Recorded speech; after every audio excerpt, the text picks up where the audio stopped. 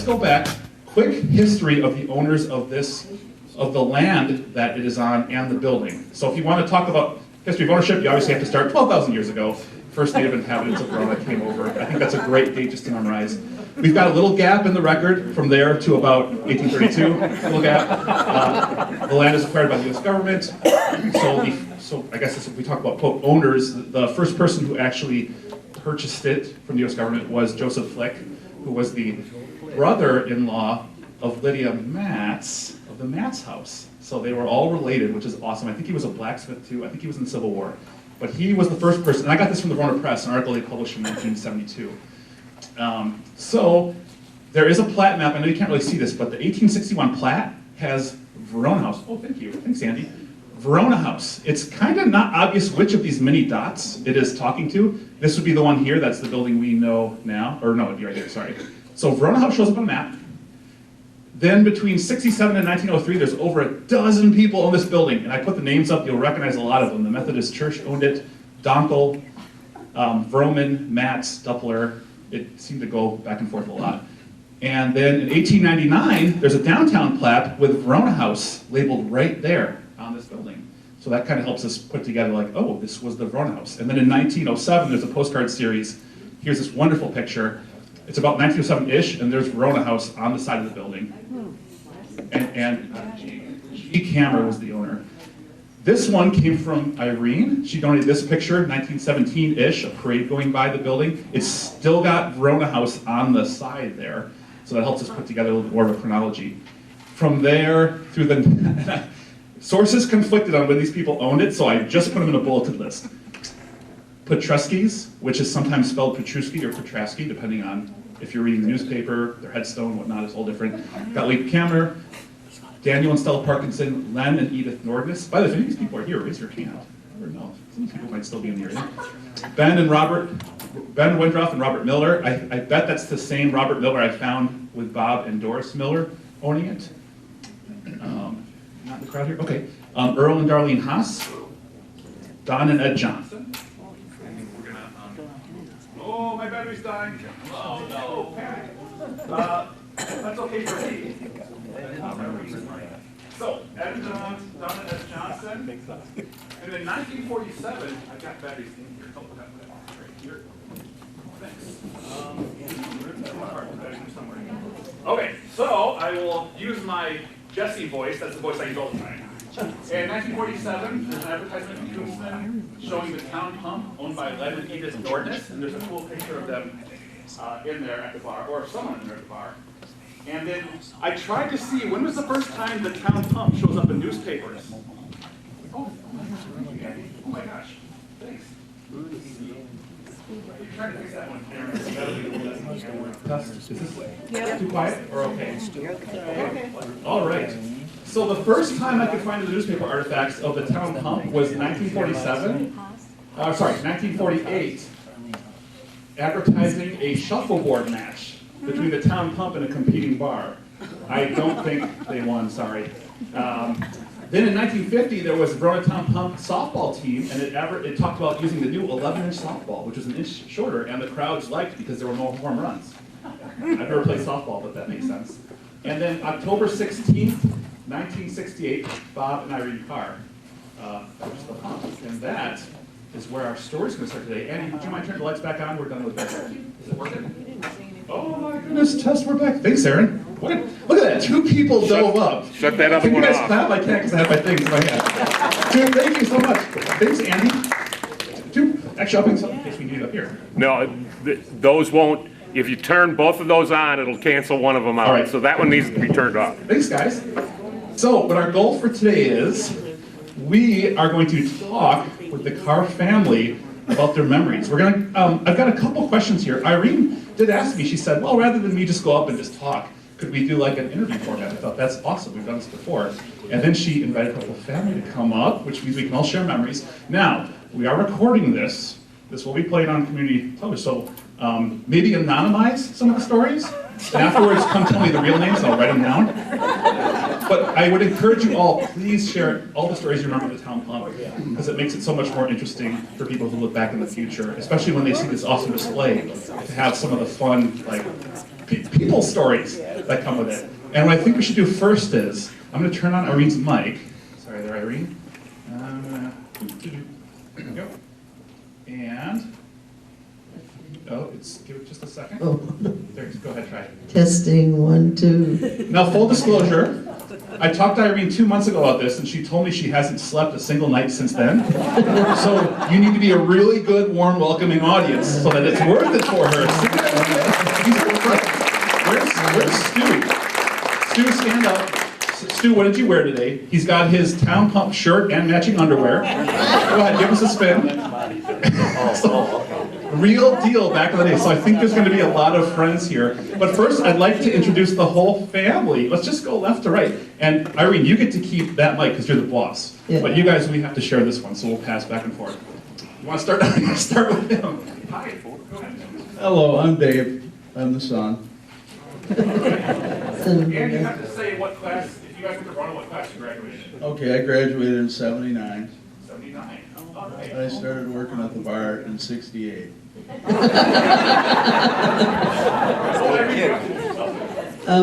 What am I supposed to say? I'll know your name. Irene.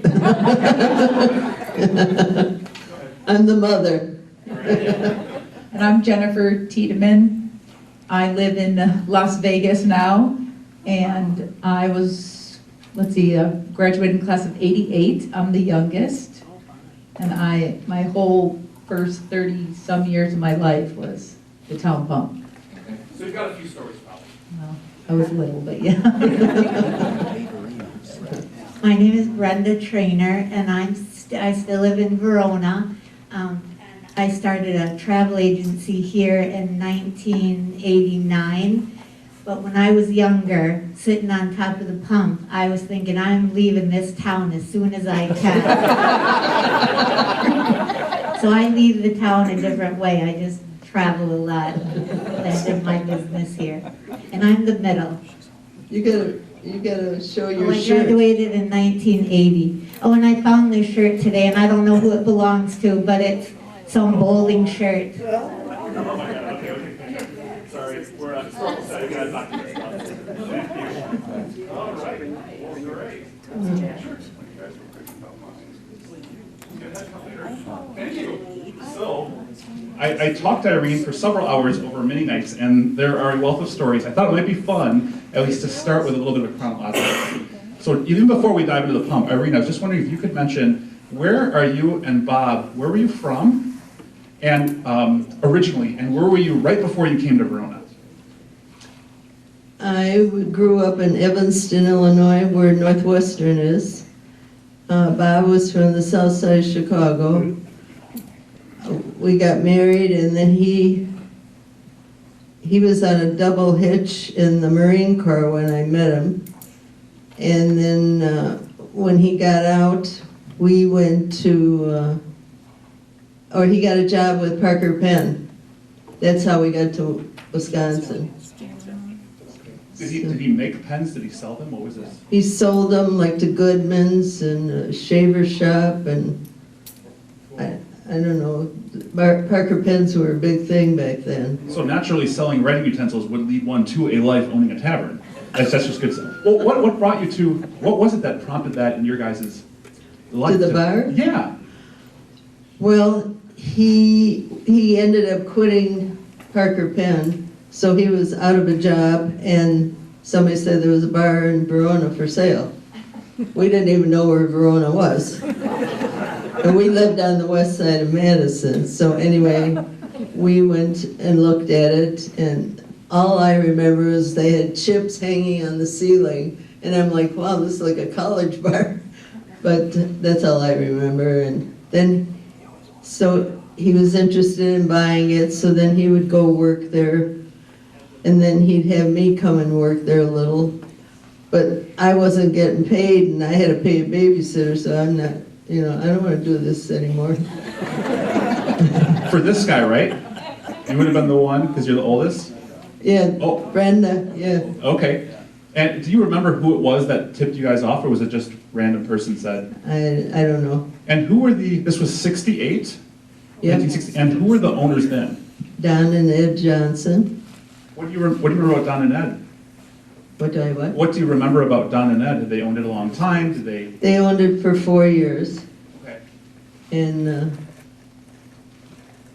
so anyway, Bob started working there in May, and then we both turned 30. Oh, sorry. I'll back up a little bit. 30. There you go. You turned 30 in September, is that right? We both turned 30 in September, and then we bought the bar in October. And what was this? What was that like? Did you always want to own a restaurant and tavern? Was it just a I quick? think he always wanted to. I didn't have much choice. Oh, yeah. Where do you think that came from? Did he grow up around a bar tavern, or is it just I seem like a cool have thing? no idea. Well, he was in the Marine Corps for 6 years, and He was kind of a bar guy. He was kind of a bar guy. He liked the bars. Okay, he hung out there a lot. at all the bars. Okay. Cool. So what are your, so you guys take it over in end of '68. What are your memories of the early days? Like, were you serving food? Was it just beer and liquor, or what was it like then? We had a grill, and I think the Optimists have our grill now. And That's, you said hometown days? That's her grill. Oh my gosh, hopefully there's a plaque on there. no, We all go buy a burger at hometown days, and every like this was the grill from the town hall. Oh my gosh, that's so cool. okay, what was your question? Yeah, what was it, what are your early memories? Like, was it Oh. easy getting started? Was it really tough? Did you have food? What was it like? Well, I gotta tell you, the drinks were 45 cents. Cigarettes were 45 cents. And a carton of cigarettes that we bought was $3.47. And now, I don't know, somebody looked it up on their phone and said, pack of cigarettes is $8.85? 88, 85. I'm like, oh my God. This was back when people smoked in taverns too. Oh, Which to yeah. my kids seems really. Oh, I'll have to tell you a story about her. This one. She was like 10 or 12, and it was Monday night, and it was kind of dead. And Bob and I were at the bar, and so she says, could I tend bar? So we said, yeah, go ahead. So all of a sudden she's gone, and I'm like, where is she? She's in the kitchen writing up signs, and she comes out and she's putting a sign here, and there's no smoking section.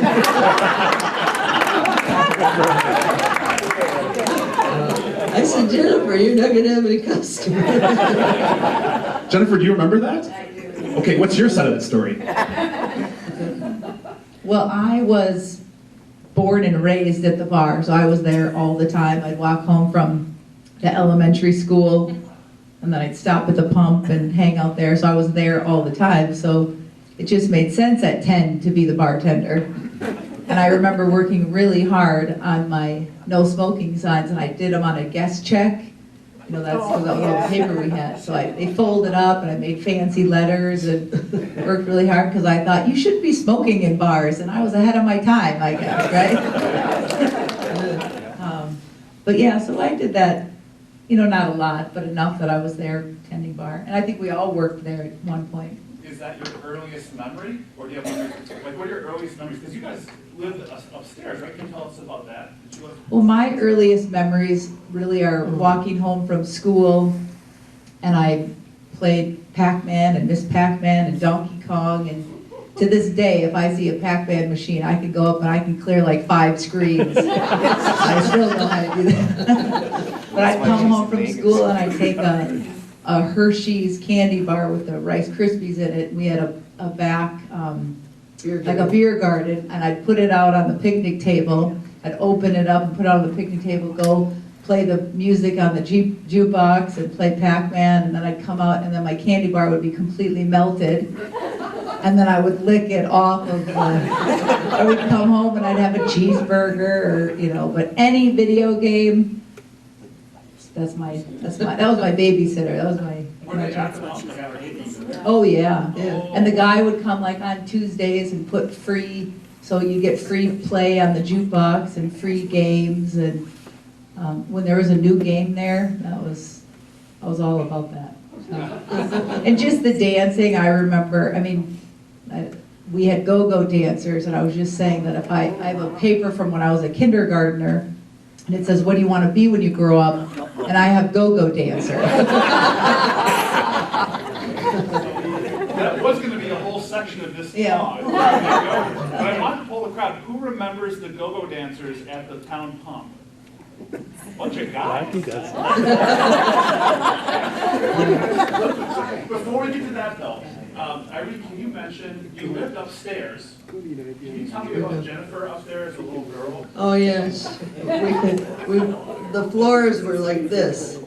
So here was a bedroom, here was a living room, and here were some more bedrooms. So she walks in the living room, she falls down. She's like I don't know, like under a year. And she'd fall down because the floor was so crooked up there.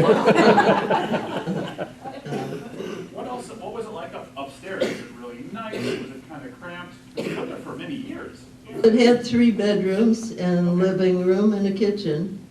And then we put rugs down, or carpeting throughout the house, even the kitchen, Yeah.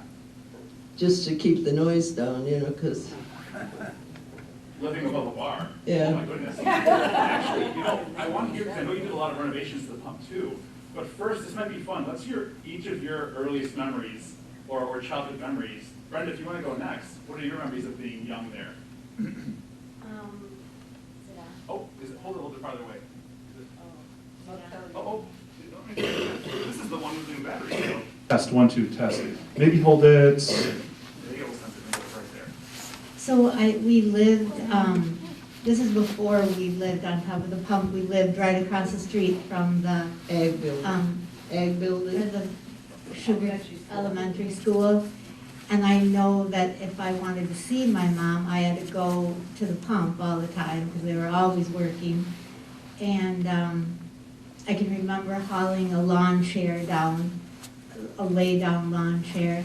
And then I would just go sit downstairs because I know there was go-go girls upstairs, and I would just be downstairs in the dungeon area half the time, waiting for her to come and visit when she could. And I couldn't go upstairs then. And I just remember just always going there right after school and sitting at the bar and always having like 1 or 2 cheeseburgers. And then I got I was getting too fat doing that, and I think my first grade teacher told my mom that I needed a diet. She didn't say that. She just said, I'm worried about Brenda because she's gained 6 or 7 pounds in her first grade. And so Brenda and I went on a diet. So just, I mean, I worked there young. I don't remember how old, but I bartended. I was probably the fastest bartender in this town at about 12.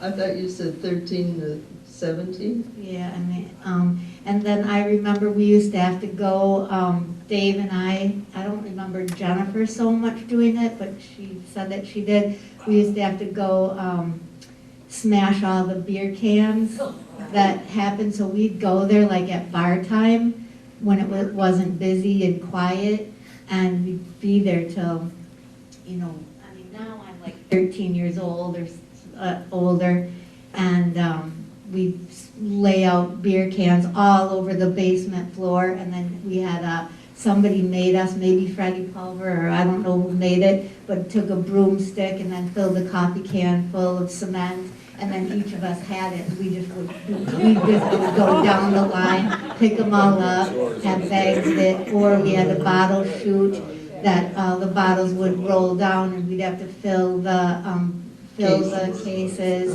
And I can remember being so little, hauling up like 3 cases up the old stairs. So just, I don't know, maybe something else I'll remember, but. That's great. We have Dave on next too. Yeah, so my earliest memories are, so we moved to town, I bought the bar, I was probably 7 or 8. And I would come home after school, or come to the bar after school, and I would stock the coolers. And then we'd go downstairs and empty the bottle chute, when it was returnable bottles. Is Mike working? You guys hear it? Yeah. Maybe we'll share a reading. Sorry, guys. Let me turn off and on again. I'm in tech. You turn off and you turn on again. Everything has a sign, right? That's right. Test. Give it a second. You got it. It takes a moment. Okay, is it working now or no? Oh, okay. So sorry, if this one cuts out too much, we'll just share it on Mike. But sorry, Dave. Sorry to interrupt. Here you go. Okay, so, yeah, I would come there after school, I was about 7 or 8, and I would stock the coolers and then go in the basement. We had a bottle chute, it was returnable bottles at the time, it might have been before aluminum, I'm not even sure, but, Oh, yeah. so we'd clean out the bottle chute, and then it switched to cans, after a while, and like Brenda said, we would go down there and we'd be, both of us lining up cans on the floor and smashing them. And then one day, one of our customers, Harley Davenport, I don't know if anybody here remembers Harley Davenport, he was a character, but he was kind of like a mechanical wizard. And we were talking about what a pain in the butt it is to deal with all these aluminum cans. And like a month later, oh yeah, there was steel and aluminum cans. So a month later, it was kind of when it was transitioning from steel to aluminum. So like a month later, he shows up with this machine that crushed these cans on the way down, and it had a magnet wheel on it, and it would throw the steel off to the side. And this guy was like my hero. I mean, he put me out of a job, but I still had to haul him outside, but we didn't have to go through that torture of crushing these cans one at a time. Yeah, we had the switch upstairs.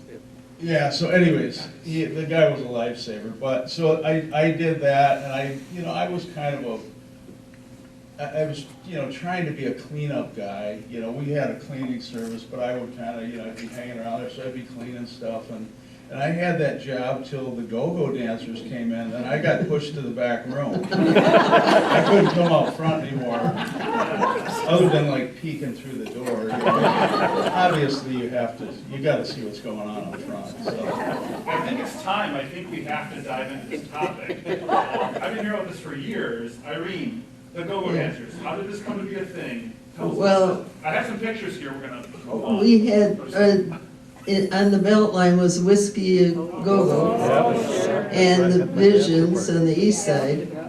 And Bob said one day, he says, we should probably get Go-Go in here. And everybody at the bar was like, no way, they'll never let you bring Go-Go in. And he had to prove him wrong. So we had him for, I would say, 5 or 6 months. But then he felt like druggies were coming in, and he was so against drugs, so he quit the go-go. But he had to try everything. For those who didn't know Bob, tell us, he sounds like he was very involved in things, he had a lot of energy. Can you guys talk about your dad and Bob, just to give us an idea of what he was like?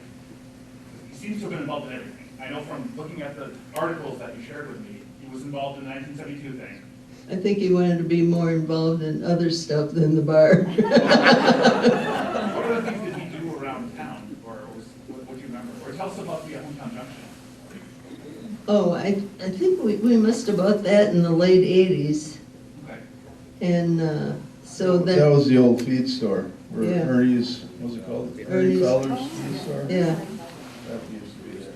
Yeah, and what did you and Tim, where did you transform that? We wanted to have volleyball. Well, that okay, he wanted to put volleyballs in, or play volleyball. So we built a building and put bathrooms in there and hauled in a lot of torpedo sand. And so then we had volleyball games. And so that was cool. Did anyone here play volleyball or some sport sponsored by the town pump?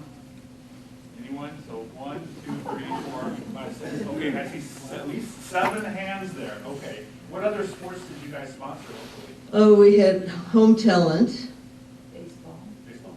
Yeah, baseball. Then we had softball. And we had girls softball, girls softball, horseshoes, darts, Bowling? bowling, men and women, pool, yeah, race car. Race car. Oh, not after. Down to Oregon. No, Okay.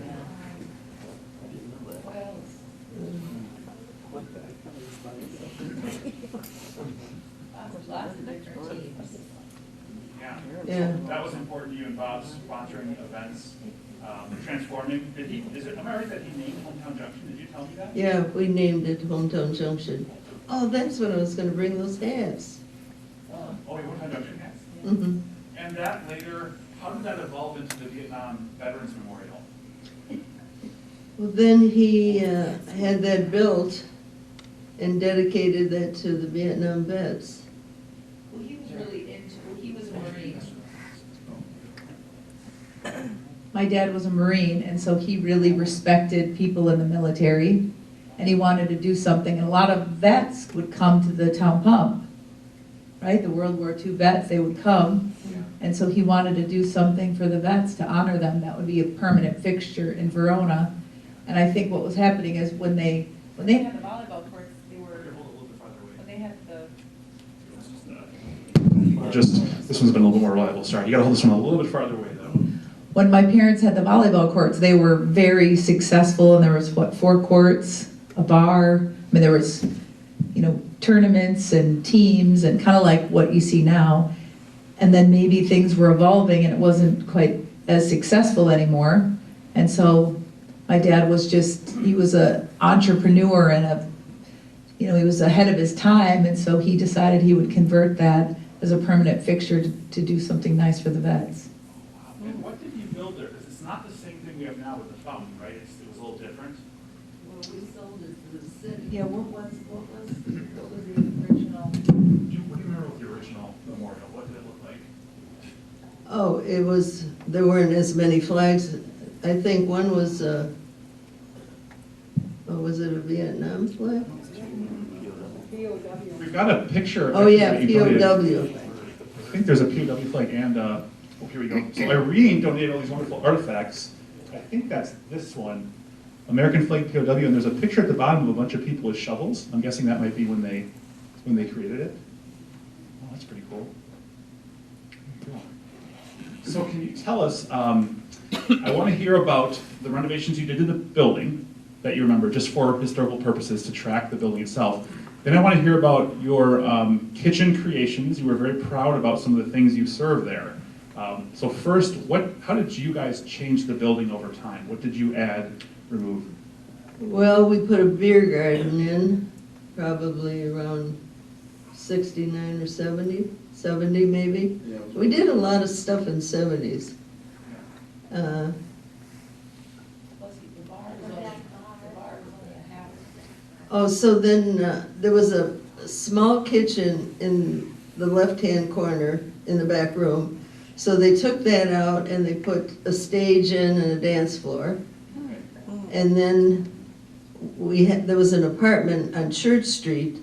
So we had the guy move out that lived there, and he built a girls' bathroom and that bar with our picture. That was the small. That bar. So did you expand the building then, back towards the west, to fit that extra bar and dance floor in?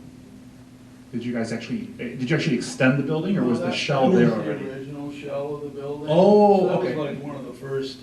So, yeah, they took the kitchen out of the back and did that original, put the stage in, and then kind of a few years after that, in the 70s, shut down the front bar and remodeled the whole front bar, correct? And kind of ran it out of the back room while the front bar was getting remodeled. And then the biggest phase was like in '84, when we busted out the back wall, and where the beer garden was, that was probably, I don't know, 40 by 40 maybe, something like that. And then we busted out and took it to the end of where the beer garden was and put the permanent building up. to where it is right Was the now. beer garden outdoor up until then? It was Now outdoor. it's indoor. Yeah, it was, the beer garden was just a place for people to hang out outside when the weather was nice, Yeah. yeah. Where in the building, just because it'll be funny when this is, because it's a coffee shop, where were the go-go dancers in the building? So it'll be funny to know whether Right, they're drinking coffee. right Well, the when you walk bar- in the door. The bar was, I don't know if you can see my hand, let's see. The bar was, this was the short end, and this was the long end, and the grill was over here. So we put a stage right in the middle here. So It was front and center, right? when you walked in. Yeah, right, you walk in the front door. these kids that were underage would sit and look in the window. We heard this later on. All the kids on their bikes would be sitting, trying to peek out the front window. Well, speaking of entertainment, it was something that you and I thought were very proud of, which is the musical acts. And I have a couple of pictures up here, and I think two, I scanned a few, we'll come back to these pictures, we talk about these, but some of the people you had there, sorry, we'll go with all of these. Can you mention some of the memorable acts, and where did you find them? Where did you go get them from? I don't even know where he got them from. Well, one memorable act is right there, Gary with the brewer hat on. He was Los Hombres, and they No, were. he was Sidewinder. Weren't you No, you were Sidewinder? Los Hombres. And it was, you were the house band. 13 years. Oh my gosh. How many years? 13 years. 13 years, yeah. I thought you were the Sidewinders. No, that was some other ne'er-do-well. What was Anyways, the name we saw of, Gary a lot. Oh, okay. what was the name of Doug Wilson's band? Open sight. Open sights. Open sights, Oh, and what was his band? Los Hombres. Oh, Los Hombres, okay. I had a stray ball Bob Lever, but I'll save it. Well, you're gonna get the mic today, don't worry. You don't have to hear about this. We're gonna be there next. But after the remodel in '84, we probably had band, well, at least 2 nights a week, but there was sometimes we'd have bands Wednesday, Thursday, Friday, Saturday. You have that many days a week. Yeah, and people were out to listen to music back then. Okay. Yeah. But yeah, there was a demand back then. I think, Jeff, you played there? What was your I band bet. called? After Dan Luganville, he was our lead guitarist, and so we were the Loogies. And as it got a little later on, and we were trying to get jobs in Madison and so on, some bar owner said, "Loogies, isn't that like?" So we changed our name to the Jets.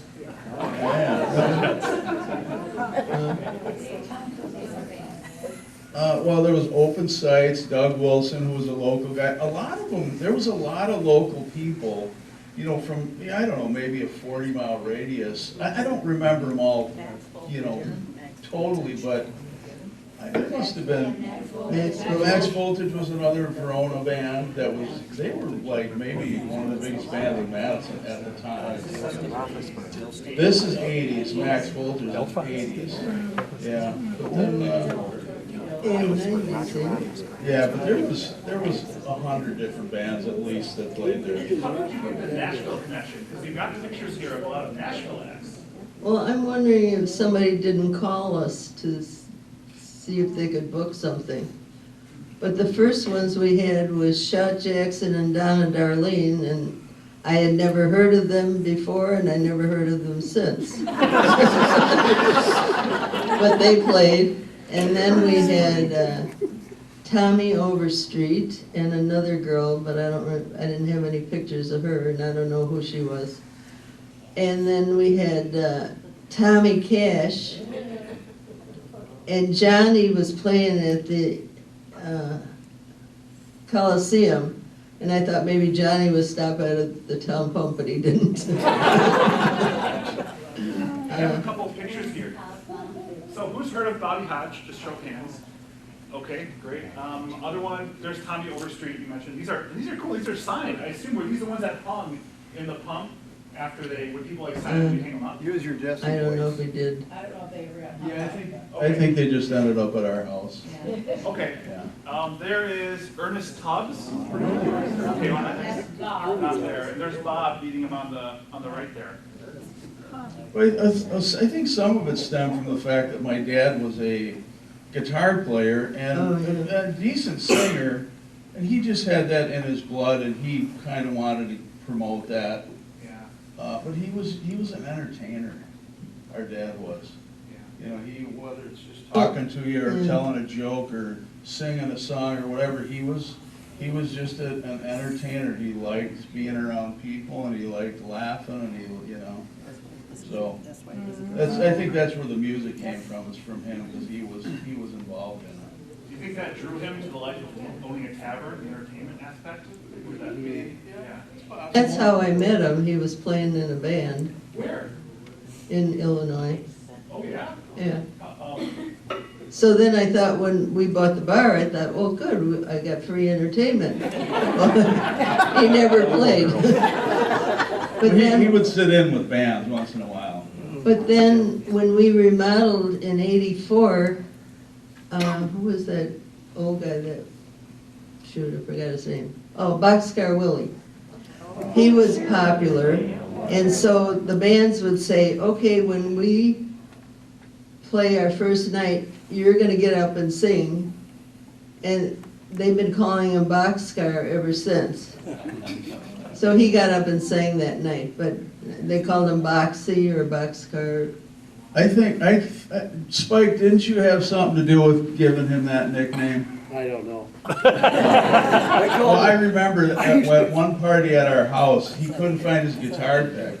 So he was playing with a credit card. There was a lot of parties at our house back then, you know, after bar-time parties or whatever. And I remember one night, Spike was there, a bunch of people from the bar, and he couldn't find his guitar pick, so he pulled out a credit card, and he nicknamed him Credit Card Bobby that night. And then somehow it morphed into Boxcar Bob. Is this after you guys were living at the pump? Did you eventually move Oh, out? yeah. When you moved out into a house, where was your house? Melody, Where Where's we it lived. now? Oh, yeah. like 75-ish. Yeah. Okay, So we only lived upstairs for a couple of years. yeah. Well, one thing we definitely have to talk about, the food. That was a big part of this establishment. And I know from the menus you donated to us. I'll go back to those. Looks like we've got, where was it? Irene's Coleslaw, I think, was on here. Coleslaw. No, it was Irene. Oh, Ireno's Pizza. Probably from the chicken. What's the connection to Dave Areno's? Because there was a Dave Areno's pizza Well, later. because he, That was you. Yeah. You So were Dave then they Areno. Oh my God. Connections being formed. I'm horrible at this job. Anyone else want to do this? Where was Dave Areno's Pizza? Was it in that same building? Yeah, so Yeah. in the back room after we remodeled, it was probably sometime after we remodeled, did the big push out in the back, around '84. We had roasted chicken for a while, and that went over really good for a while. Oh, And then nice. sometime in the, like, '85-ish, we decided to open a pizza place in back. And we got real creative and called it Dave Areno's. That was the best we could do at the time. How long was it there for? I remember in the mid-90s, right? Was it still there? Well, I had it for about 3 years, and then another guy, then I moved to Arizona, and another guy took it over and ran it out of the back of the bar. And then Tuff and Susie's here somewhere, they ended up buying it and moving it over to where the old post office was. Susie, raise your hand. Where are you at, Susie? And how long did you guys do that? 13 years. 13 years. And what was the last Wow. day of the Dave Areno's? 98, October 98, I want to say. And it was in the post office building that's now Yeah, that's now the chiropractor, yeah. Yeah. And then, so after the pizza left, my dad he was always trying to come up with something else. And so then it turned into a steak joint in the back room of the pump. It was called the Pump Room. And he named it after the pump room in Chicago, but it was tied in with the town pump. Yeah. So, and I don't remember how long that lasted, you, like 5 years? when he died, I closed it down. Oh, yeah, right, so to 94. Dave, tell them about the sign. Oh, so Miller still has not the original town pump sign. The original was a neon, really cool, lit up. I mean, I wish I knew where that is right now, because that's a kind of a landmark piece. But then that kind of got old and had to go away, so they just put up a kind of one of those plastic signs with fluorescent inside. But it's And it's huge. at Miller's. I think Miller's store, do they have it on display there? Yes, Yeah, oh, the pump room. just, No, the sign is right outside the liquor room, right. or the, Oh, The name of their restaurant. yeah. yeah. If you walk into the liquor store at Miller's, that's the sign. There's a lot of old stuff like that, which I love. Yeah, so Carl kind of kept that name alive. Well, Ray Gust took our sign and he put it in Miller's basement. So then when we closed, they brought the sign upstairs and hung it in Miller's. So, Tell us about, because you did a lot of the cooking there, Irene, you told me. What were some of the things you remember? Tell us about these frog legs, apparently. Did you have to kill the frogs yourself? Did you- yeah, I'd go every week and kill the frogs. Tell us the truth behind the frog legs. You'll have to figure. It was a fraud. No. Well, this guy told us that we should serve frog legs, so he told us how to do it, and so every Wednesday for happy hour, we'd give free frog legs. So, yeah, so then this lady was sitting at the bar and some guy goes, "Those aren't frog legs, they're chicken wings." And this lady got so mad, she goes, "Those are frog legs!" But they really were chicken wings, right? Yeah. So, yeah, That's the fraud. well, they were supposed to guess But that. they were free, so how could you complain? But it was so cute when she got so mad at the guy. But he was always doing something like that to get people to come in after work, having free whatever on the. Oh, then Benny Cox, anybody know Benny Cox? Well, anyway, he said to Bob, "I can cook raccoons and stuffing, and you could have a coon feed." So we did that for several years, just one time a year. But they did wild game feeds where people would bring in squirrel, like 5 different kinds, cooked 5 different ways, and raccoon and turtle stew and anything you can think So of. you managed raccoons, but you couldn't find no frogs. That's great. Did you do the majority of the cooking, Irene, or did you have other chefs back there? What was that like for you? In the front bar, I did all the cooking, or, Yeah. sometimes I had this guy from Filer's, he was a cook there, he came in and said, "Do you ever serve soup?" And I said, "No." And he said, "I'll bring you a pot of bean soup tomorrow." So he brought in a pot of bean soup, and he said, to see how the people like it, So he brings it in, the bartender sticks it in the kitchen, and I come in the next day, and the pot's still sitting in the kitchen, not in the refrigerator. So that got spoiled, so I had to throw it away. So the guy comes in that day, and he says, "How'd the soup go over?" And I said, "Well, you won't believe it." So anyway, he said, "I'll bring you another pot tomorrow." So he did. And I started making soup every day during the week. And then we were the home of the hash burger. It was a big hash brown with cheese on top and a hamburger patty and a slice of tomato and a bun on the side. And so everybody loved those. And then for breakfast, I had a girl work for me, and she says, "You gotta serve dog food." And I'm like, "What's that?" And it was bacon, egg, and fried potatoes. And man, that was a big seller. Really? Yeah, and we had on the menu dog food. Was that a breakfast food or is that? Yeah, Oh. yeah. We served breakfast on Saturday and Sunday. And so that dog food went over big. Let me just say one quick thing about the breakfast. Who here remembers Mort Gust? Oh, So Mort used to own the Country Inn, which is where Boulders is now. But Mort would cook breakfast, and Mort was a character. And if he saw you, sometimes Mort would bartend and sometimes he would cook breakfast at the town pump, yeah, in the front bar. While he owned the other one too? No, No. he sold that, Okay, and thank you. so he was kind of in retirement, but he was another people guy. He loved people, so. But if Mort saw you come in and he was cooking and he wanted to mess with you, you'd order an omelet and you'd be trying to cut into your omelet and you couldn't get through it, he would put a beer coaster in it. And it was only like for the people he really wanted to get a laugh out of. But you would find these surprises in your omelet, just because he liked to mess with people. That was Mort, and he was a great guy. so, oh, you- I just want to talk about my mom's cooking, because she makes it sound like it was one meal. She made homemade soup, 2 kinds.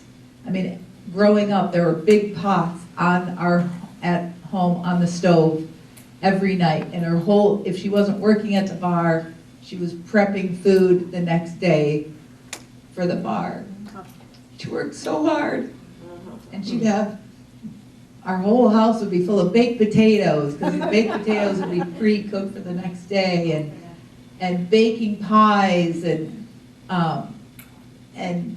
people came just for her soup. You know what I mean? Like, Oh, and I she made- had I made homemade. Chinese hamburger soup. She invented all these different soups that literally, the big pots on the stove, they were always on the stove. I mean, the stove was never clean and clear because there was something cooking or baking, prepping for the next day. And my mom only took 5 days off a year. 5 days is all she ever had off, and she had to cook for breakfast.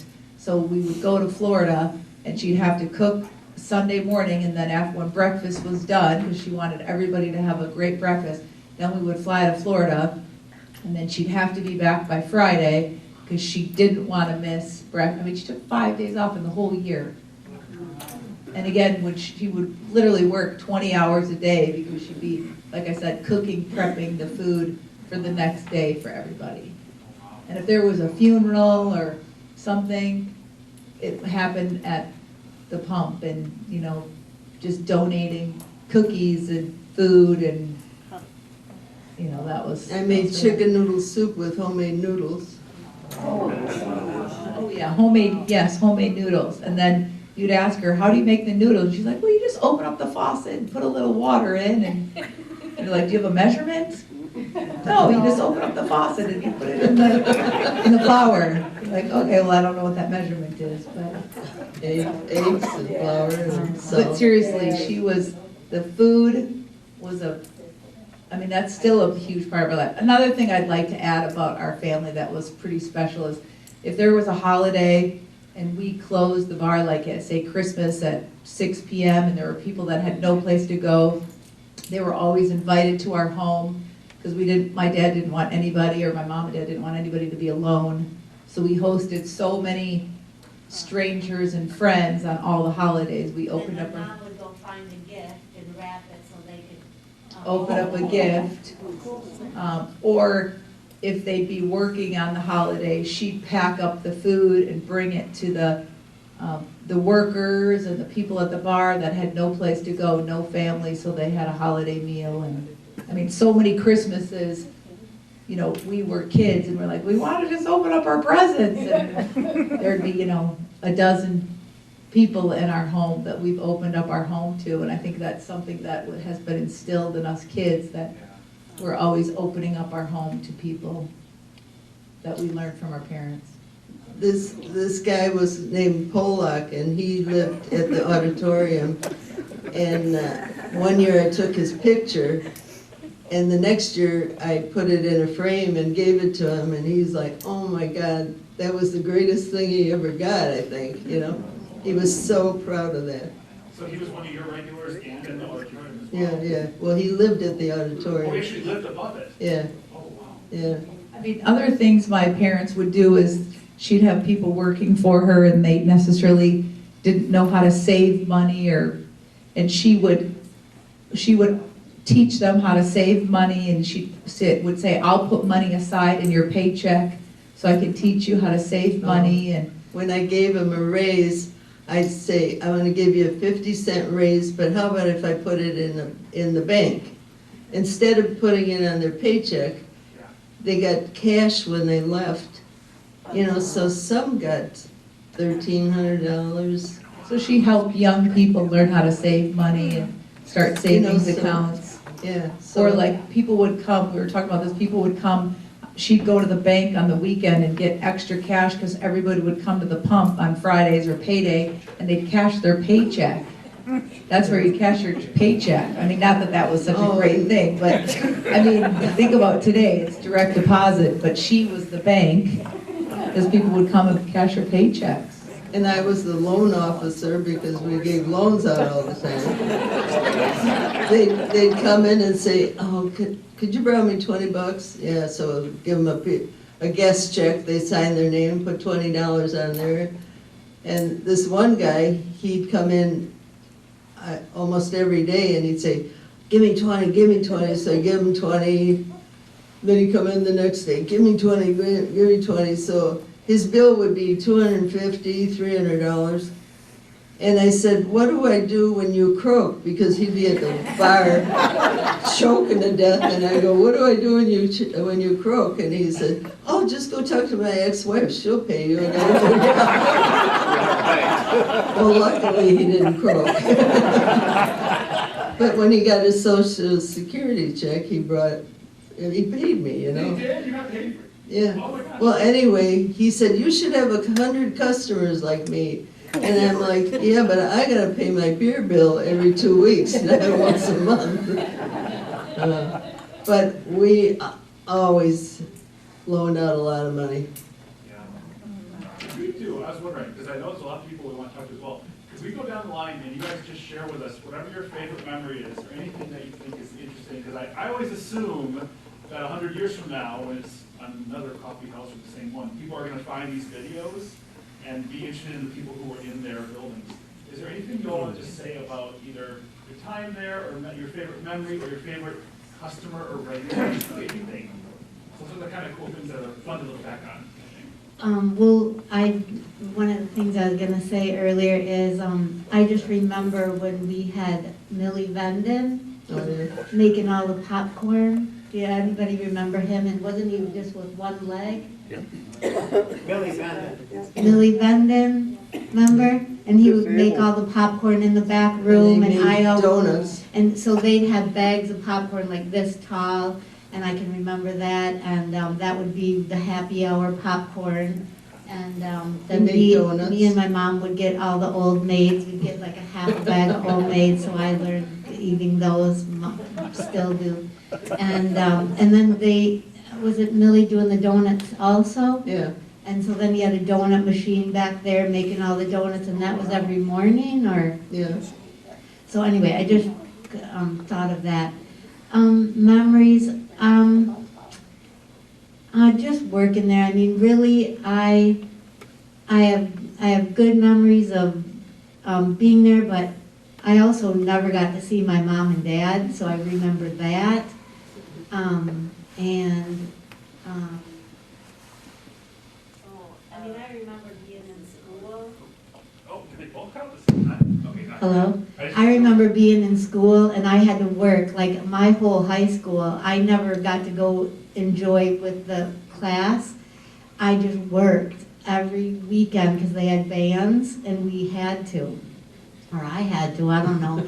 So I didn't get that high school life.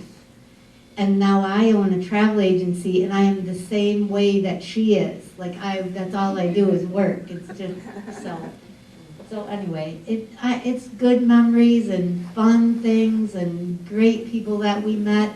But on the other side of it is like, that's a hard life for a family.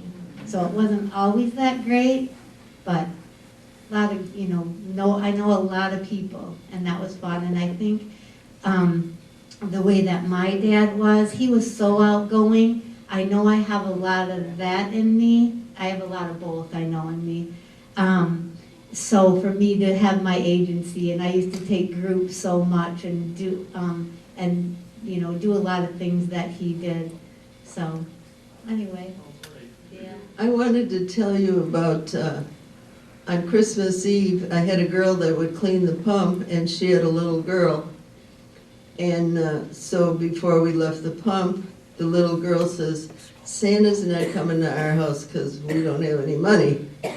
So we went home and we got all their toys together that they weren't using anymore, and we wrapped them up and took them upstairs because she lived upstairs. And then I called her at the pump and I said, we just brought you some Santa Claus things, you know. So that little girl, she wrote us a letter. She didn't know it was from me, but she wrote Santa a letter, and it was so cute. Yeah. And then Brenda had a girlfriend that, was it Brenda? Yeah, no, it was you.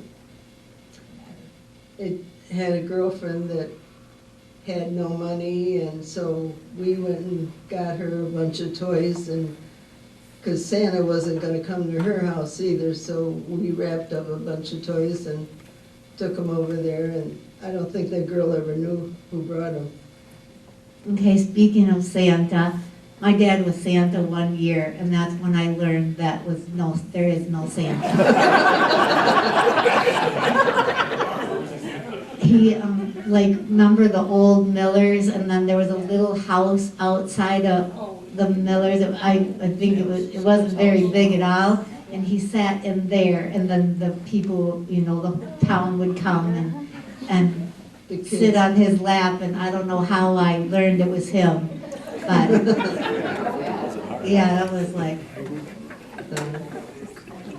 Does anybody remember that? Like where that little house was that I'm talking about? I mean, I vaguely remember. I just know that. It was a barber shop in the old days. Yeah, right across from the pump. Okay. So a fun memory I have that we haven't talked about is during hometown days when they would have the parade always came by the pump. And if you look at the building now, there was that roof above the front door. So we used to climb out of the front apartment and we'd all sit on the top of that roof and watch the parade, and they'd throw water balloons at us, and we'd throw things at them. And then some years they'd come in, like some of the locals that were in the bar, they'd come in and kidnap my mom during the parade and then put her on the float. And so when I see that roof up there, I think of how many times we were up on that roof watching the parade, that was okay. And then another kind of like a good memory, interesting, is when I was growing up, everybody always knew me and I didn't necessarily know who they were, and it would be like homecoming and this boy would ask me to homecoming and I'd be like, okay, and then all of a sudden I'd see him the next day at school and he's like, well, I told my parents that I invited the girl that her parents owned the town pump to homecoming, and they said I can't take you to homecoming because your parents own a bar. So it was like there was good things, but then you'd be a young innocent person. And you're like, you didn't understand why somebody was against that. So you kind of had that sort of, people had or preconceived notion of what a 16-year-old would be when their parents owned a bar. Yeah. But yes, my mom is the hardest working woman I know, and she still loves to cook, and that's awesome. So, and I just wanted to thank all of you for coming. How awesome that she can be here to see all of these people that are interested in her life. So thank you for being here.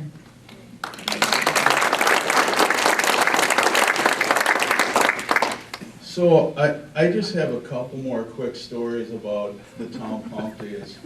So I started bartending there when I was probably like 13 or 14, and back in the 70s, bar time in Verona was 2 a.m., and Madison was 1 a.m. So we would have bands there, and we'd be, pretty busy all night, but we would but at 1 o'clock, the door would hit and it would be wall-to-wall people in there, and we would literally do more business in 1 hour than we did for the previous 6, because everybody from Madison ran out to the town pump. So those were interesting times. I mean, there was just a lot of activity there. And one other kind of funny story we were talking about last night. Anybody here remember Henry Hosley?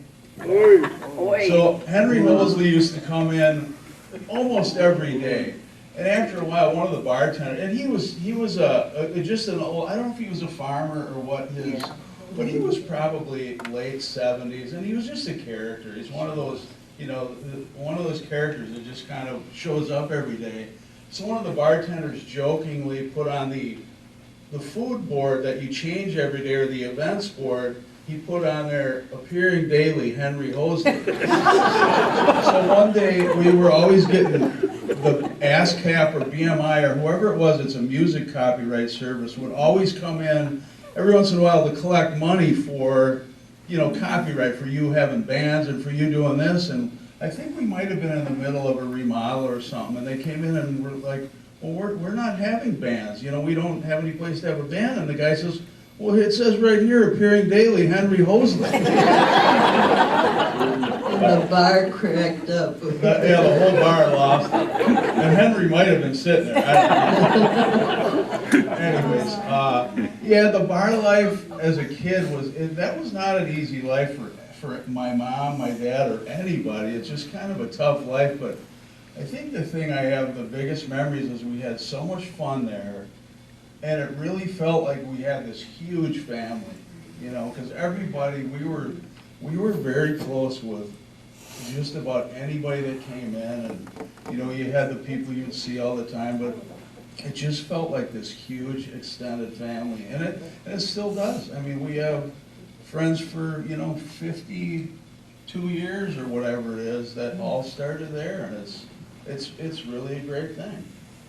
So, yeah, there was a lot of hard days, but a lot of really fun days. We had a lot of laughs out of that place, a lot of events, and it was just really, it's something not everybody gets to experience, So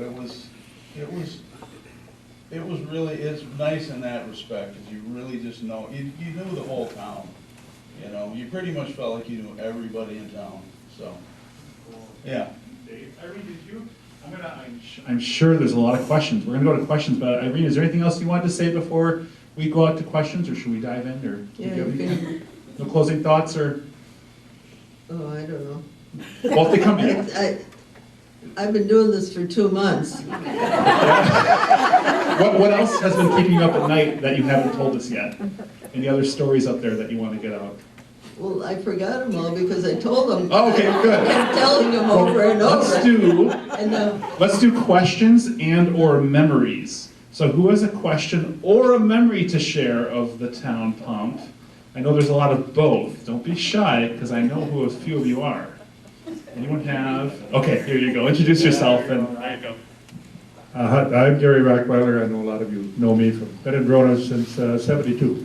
Anyway, about that time we were at the Bobby G. Rice Band, and Bobby went to Nashville, got famous, and the three of us that were left over started our own group called Los Hombres. And we had played with Bobby's band at the town pump before Bobby left, so we used that connection, and Bob was the first one to hire our band. And little did he know that we wouldn't go away. We wound up being kind of the house band there until we ended in 1984. Excuse me, and that final night we played, we hired a videographer to come in. And so I have that video, and I haven't watched it for a long time now. I hadn't seen it in 4 or 5 years, till about a couple months ago I got it out.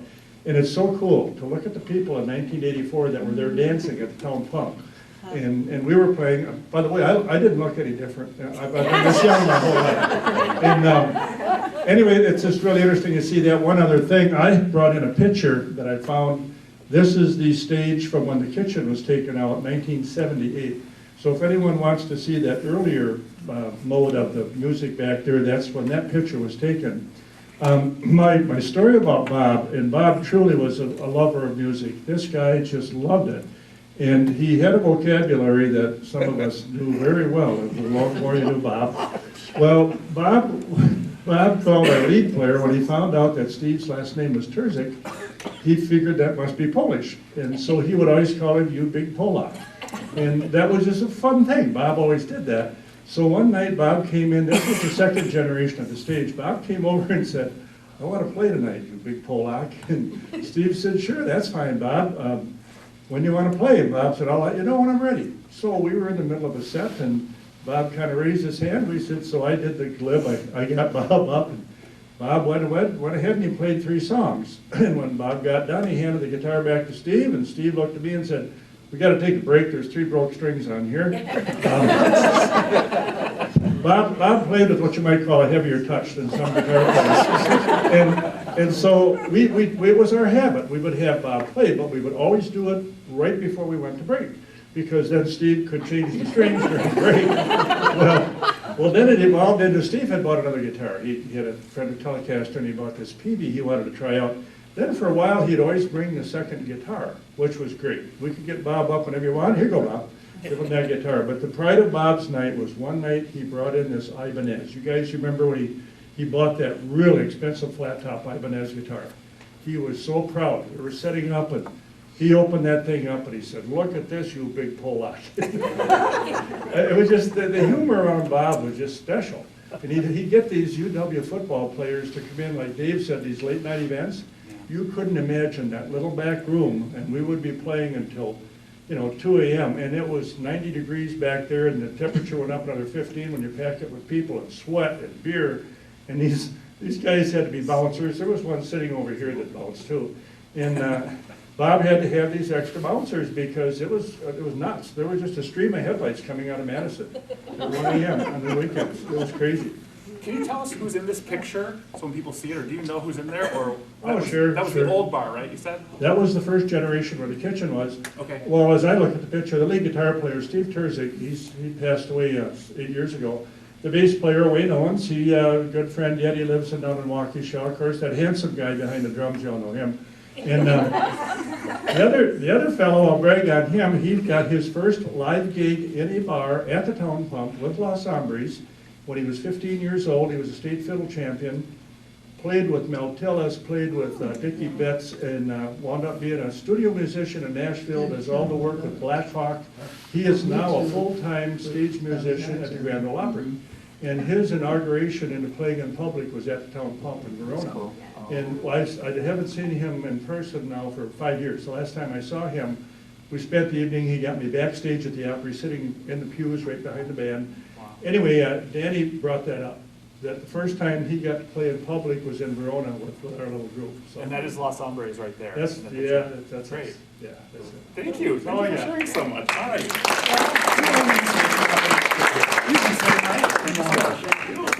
Did a wonderful job. Who else has a question or memory to share? Don't be shy. Hey. Spike.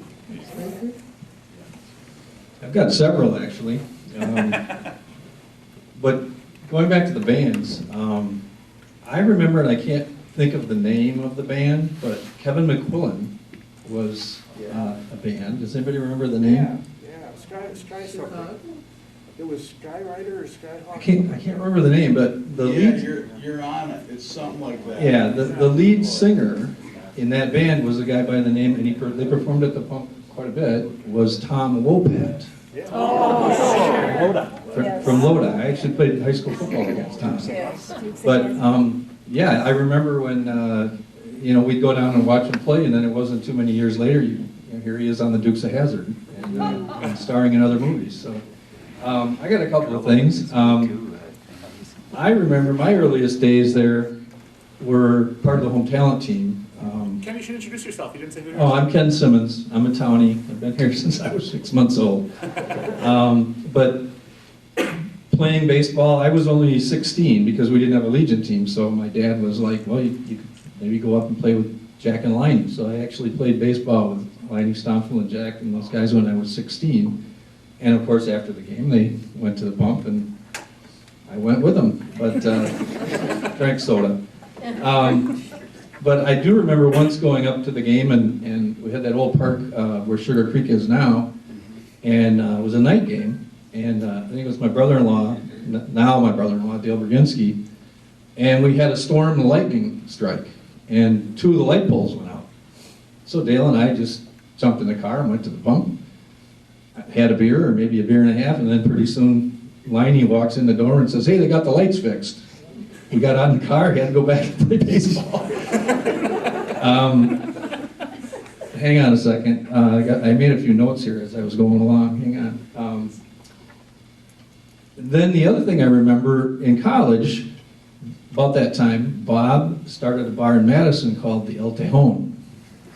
Dave, you guys remember that? Yeah. Okay, and I worked there for a little bit with him, and you brought it up, some of the football players, but Ronnie Egloff, who you probably remember, played tight end for the Denver Broncos on the Super Bowl team. Oh, here he is right there. Yeah, there he is right there. Yep, Yeah. there's Ronnie. Yep, and he got to know Bob pretty well coming out here, and then another guy by the name of Terry Lyons, who kind of idolized Bob and wanted to do what he did, and sure enough, he's got a very successful restaurant right out, not far from Wrigley Field, called The Piggery. And if you ever get down to that area, it is a great spot for barbecue and all those things. But yeah, he influenced a lot of folks.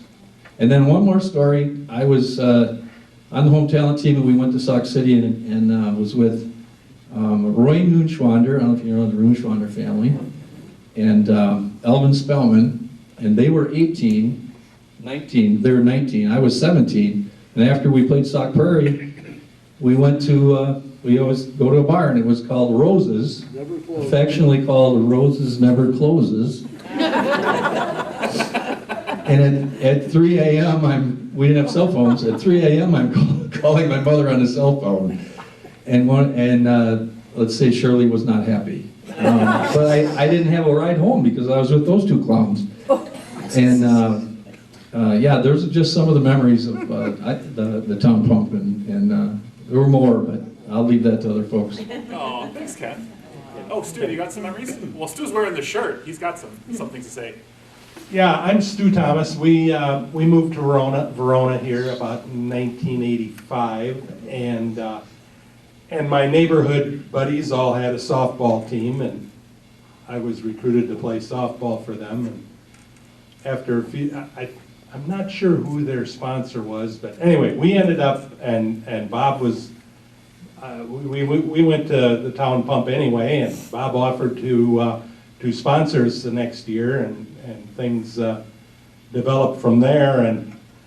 And Dave, you were mentioning that you were only ran the Dave Arinos for about 3 years. Well, I know your dad gave away a lot of your pizzas. Oh man, we'd come in there after a ball game, and you do what, you know, we had pitchers of beer, he gave us pitchers of beer, he gave us all the pizza we wanted, and we sat there and played cards after playing ball. We had a great time there.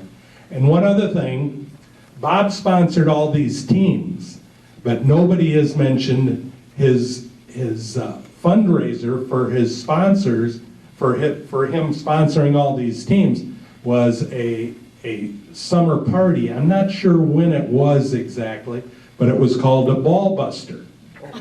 And what they did, well, one of our old friends, Jeff Schultz, was the chef, and they had cookers outside, and they would all these pork roasts and beef sides or whatever, and our job as ball players, we were to sell tickets, and it was always a really a fun day, let's put it that way. But anyway, that old Ball Buster, I remember we had some good parties at that. So anyway, Anyone else? Stu, who's got questions or memories? Oh, John's got something. Here you go, John. I'm just guessing, but I may be the only one that remembers other owners of the town pump. It goes back to the Petruskis. I came to Verona in 1936, and Petruskis were running the town pump at that time. And ran it probably, for 4 or 5 years, and then a family by the name of Parkinson, you probably saw it on the screen, was the next owner. And on up the rest of the line, I remember them all. You probably don't know, some of you don't know this, but I grew up in a bar right down the street. And so, of course, being from that kind of a background, you kind of pay more attention to what's going on, especially at other bars in the town, because they were all competitors, of course. But our family's business, the Eagle's Nest, was really not a competitor with the town pump because it was more of a supper club. But I just thought I'd mention the fact that I do remember going back to the Petruskis, which would go back to the 30s. Do you remember anything about the Petruskis? Because I wasn't able to find very much about them at all, really. Well, I became continued to know members of the family. The last was Ann Petrusky, who was married to the old mayor of Verona, Weeks. Can't think of his first name now. Ole Weeks. She was married to Ole Weeks, and she was a Petrusky. There was quite a large family, and they ran a very respectable place. I will say that. As all the people who ran the town pump did. And I think that's all I've got to say about that. Thanks, John. And then, I got a question for Ken. In your book, there's a lot of what they were saying about the lifestyle of living and growing up at a place like that. It's very similar stories to the working at a young age and everything. Oh, was there another story? I got a question. Ken, did you say that Tom Wopat performed at the town pump? Yes. Oh, yeah. Several Because times. I sang with Tom Wopat in the UW Glee Club. When I come to a place like this and I'm not native of Verona, I always try to find some kind of connection besides being old. And so I know Tom pretty well. Do you? I bet you do, yeah. Who else has a question for the Carr family or a memory? Here you go. Question in regard to the advertising you used. All I can remember as a young family, raising a young family, not really part of the bar scene, but always listening to the ads about the town pump and the beautiful downtown Verona. Can you explain more about your ads? She used to say that. Were they radio ads or? Yeah, do you guys remember radio ads and stuff? Did we have radio ads? Maybe Bob was doing that. They wouldn't even know what was going on.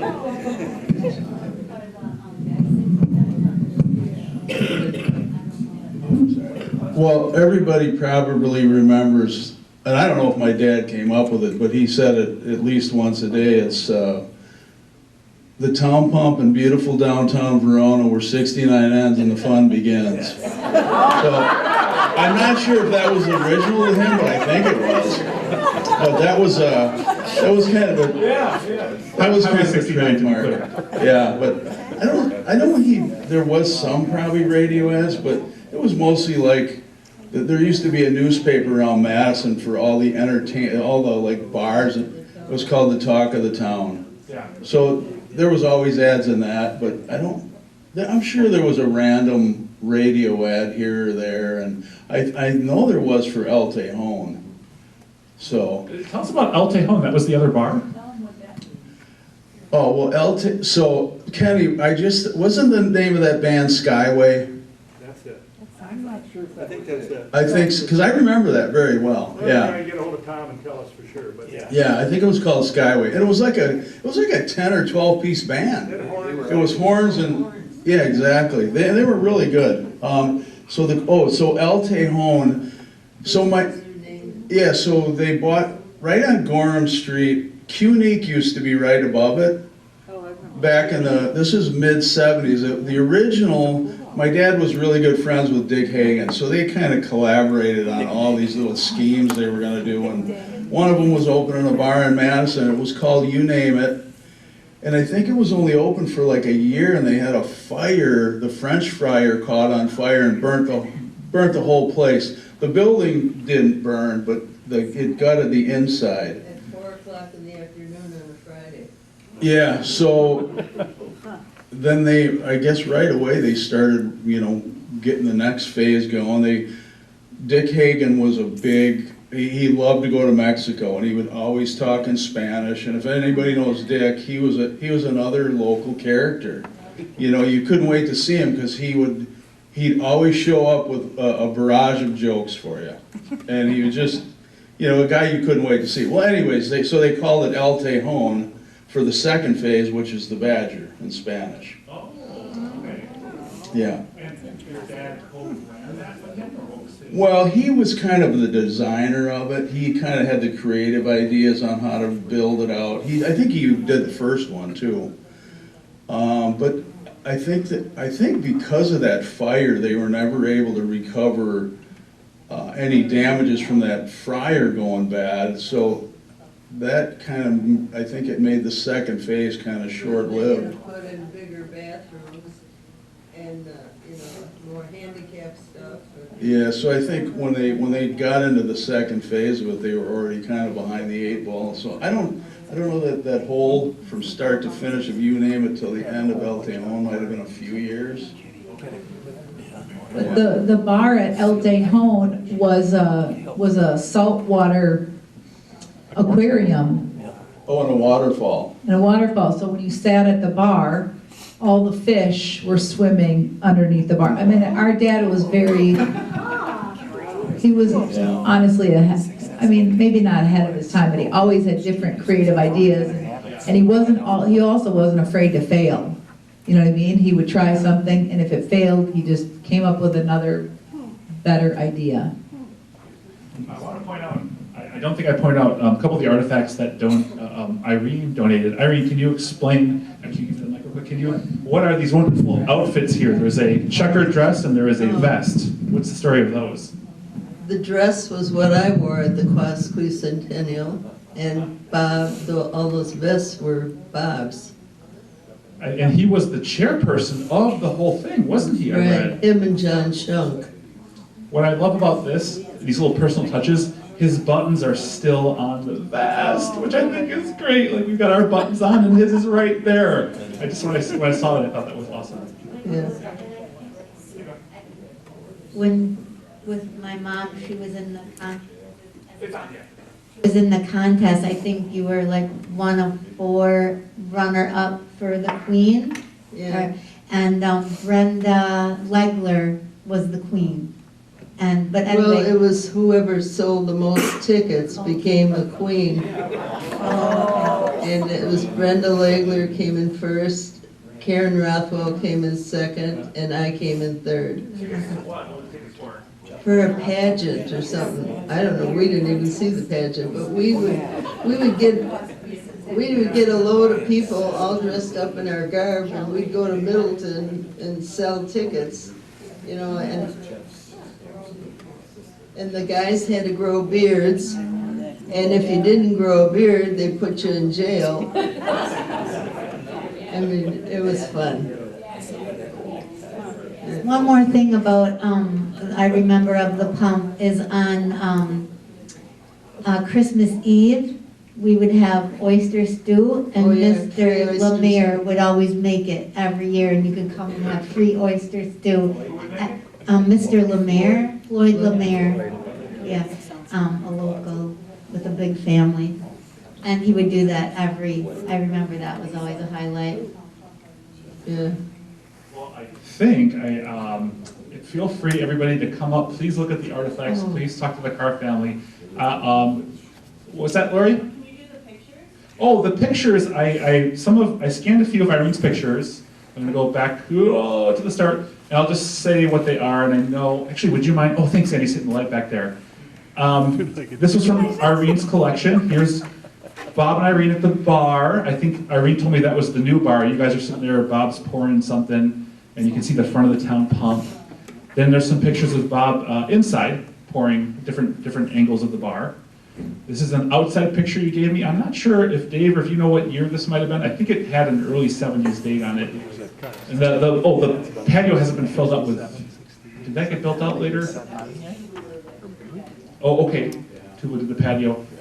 This is Irene showing off. It says, Irene Carr shows the newly added back room of the enlarged town pump in Verona. So that must have been your, So that was the first one. this is the first edition? What year about, It do you wasn't think? an addition, it was just, they just gutted the back room and you just kind of Well, remodeled that had the to be back like room. 70. Yeah, that So was so early. pretty early. Here is Bob and Irene at the bar again. There's a motorcycle helmet on one of the stools, I noticed. Then here is a baseball team that I think you sponsored. I know it's kind of hard to see if anyone recognizes themselves or a name. Yell it out. That's also up here on the table if you want to see it. Isn't Marty on the, wasn't that Marty? Oh, sorry, here, I'll stop. Do you recognize someone? Oh, there's a bunch of them. Marty? Kenny can probably name half of them. Yeah, Kenny can come up afterwards. I got it on the table. Oh, wait, you didn't tell us what the two-legged, we had one of these floating around in our archives. Someone donated one of these, and then Irene gave us a couple more. What's the two-legged deer license? Well, the guys would go deer hunting, and the guys that didn't go deer hunting, they got to go deer hunting for girls. So that was the two-legged. And would you give them this license or something? Because you have several of I them. don't know, I think we passed them out, you know. Deer spelled D-E-A-R. I think that's great. Then I had a couple of the menus here. Roasted menu.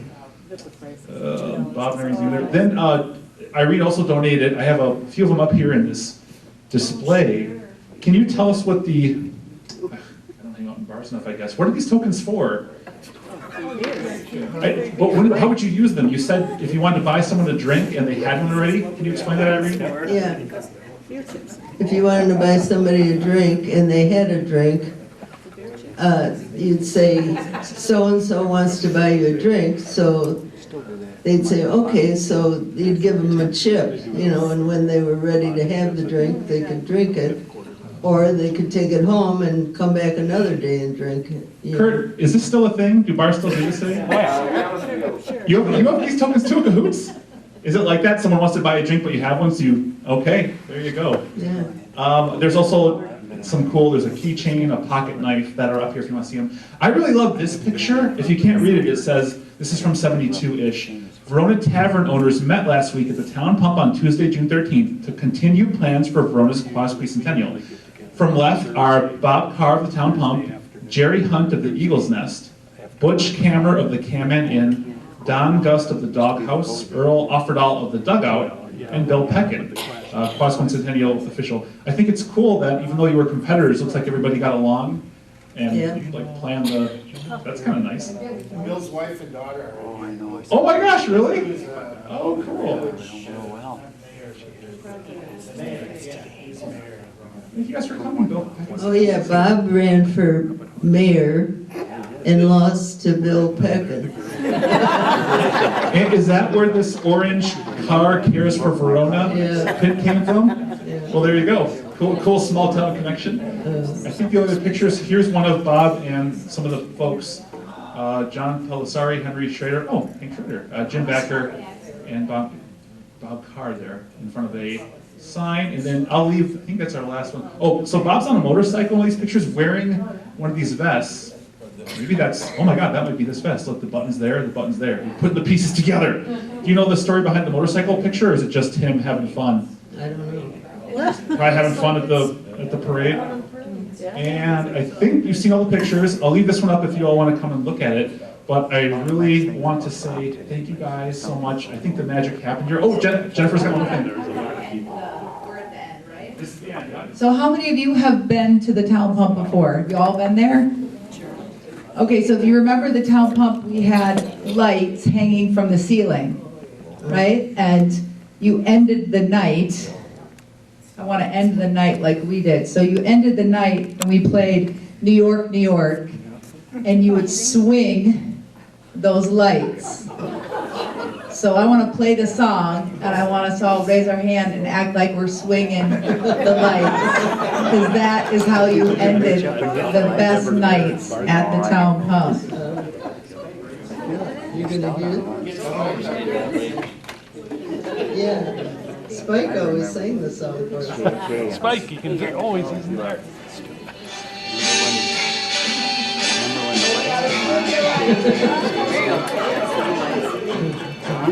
And my mom never let a light not swing. She had to swing every one.